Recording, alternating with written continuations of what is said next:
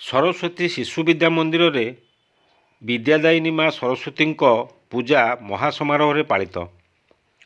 ଗଜପତି ଜିଲ୍ଲା ସଦର ମହକୁମା ପାରଳାଖେମୁଣ୍ଡି ସ୍ଥିତ ସରସ୍ୱତୀ ଶିଶୁ ବିଦ୍ୟା ମନ୍ଦିରରେ ବସନ୍ତ ପଞ୍ଚମୀ ଅବସରରେ ମା ସରସ୍ୱତୀଙ୍କ ପୂଜାର୍ଚ୍ଚନା ଓ ଖଡ଼ିଛୁଆଁ କାର୍ଯ୍ୟକ୍ରମ ମହା ଆଡ଼ମ୍ବରରେ ପାଳିତ ହୋଇଯାଇଛି। ବିଦ୍ୟାଳୟର ପ୍ରଧାନ ଆଚାର୍ଯ୍ୟ ସରୋଜ କୁମାର ପଣ୍ଡାଙ୍କ ପୌରୋହିତ୍ୟରେ ଛାତ୍ରଛାତ୍ରୀମାନେ ନଡ଼ିଆ କଦଳୀ ଧୂପଦୀପ ଫଳ ଫୁଲ ଧରି ବିଦ୍ୟାଳୟକୁ ଆସିଥିଲେ। ଦେବୀ ମଠର ମହନ୍ତ ରାମନାଥ ଦାସଜୀ ମହାରାଜ ଉପସ୍ଥିତ ଥିଲେ। ବିଦ୍ୟାଳୟର ଛାତ୍ରଛାତ୍ରୀ ଓ ଆଚାର୍ଯ୍ୟ ଆଚାର୍ଯ୍ୟମାନେ ଉପସ୍ଥିତ ରହି ପୁଷ୍ପାଞ୍ଜଳି ପ୍ରଦାନ କରିବା ସହ ହୋମରେ ପୂର୍ଣ୍ଣାହୁତି ପ୍ରଦାନ କରିଥିଲେ। ପରେ ଛୋଟ ଛୋଟ ଛୁଆମାନଙ୍କର ଖଡ଼ିଛୁଆଁ କାର୍ଯ୍ୟକ୍ରମ ଅନୁଷ୍ଠିତ ହୋଇଥିଲା।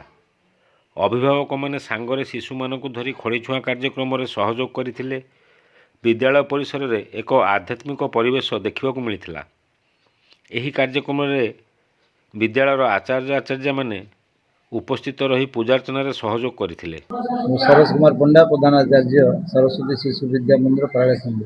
ଆଜି ପବିତ୍ର ବସନ୍ତ ପଞ୍ଚମୀ ମା ସରସ୍ୱତୀଙ୍କର ପୂଜା ଅର୍ଚ୍ଚନା ହେଉଛି ବିଦ୍ୟାଳୟରେ।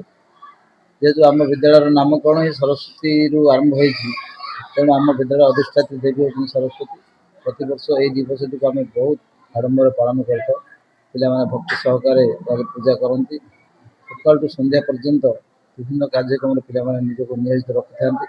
ଆଜି ସକାଳ 8ଟା ବେଳେ ଆମର ହୋମ ଯଜ୍ଞ ଆରମ୍ଭ ହୋଇସାରିଛି। ବର୍ତ୍ତମାନ ପୂଜା ସରିଛି। ୟା ପରେ ପ୍ରାୟ 60ଟି ପିଲାଙ୍କର ବିଦ୍ୟାରମ୍ଭ ଅର୍ଥାତ୍ ଖଡ଼ିଛୁଆଁ କାର୍ଯ୍ୟକ୍ରମ ମଧ୍ୟ ଏବେ ଆରମ୍ଭ ହେବାକୁ ଯାଉଛି। ସନ୍ଧ୍ୟାବେଳେ ସାଂସ୍କୃତିକ କାର୍ଯ୍ୟକ୍ରମ ରହିଛି। ବସନ୍ତ ପଞ୍ଚମୀ ଯେହେତୁ ବିଦ୍ୟାଦାତ୍ରୀ ମା ସରସ୍ୱତୀ ତାଙ୍କ ପୂଜା ଅର୍ଚ୍ଚନା କରିବାରେ କୌଣସି ପ୍ରକାର ଅବହେଳା ଆମେ କରୁନାହୁଁ।